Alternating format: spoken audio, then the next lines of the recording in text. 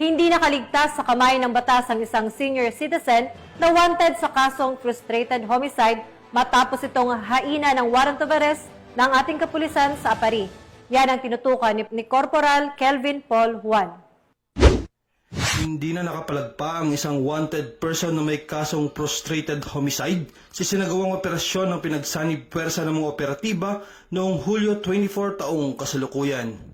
Ang suspect ay kinilala bilang si alias Gardo, 63 taong gulang, mangingisda at residente ng nasabing bayan.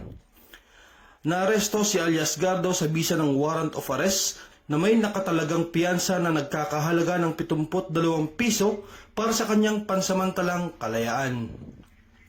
Kasalukuyang nasa kusdiya na ngayon ng Apari Police Station ang suspect para sa tamang dokumentasyon bago i-turn over sa korteng kinauukulan.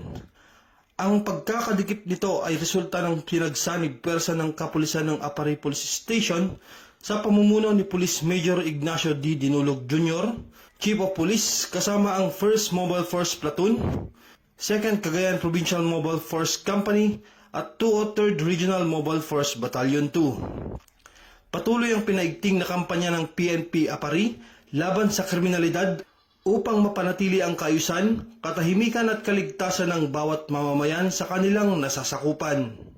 Mula dito sa Lambak ng Cagayan, ako po ang inyong Police News Network Correspondent, Police Corporal Kelvin Paul Juan, alagad ng batas, tagataguyod ng Balitang Pulis.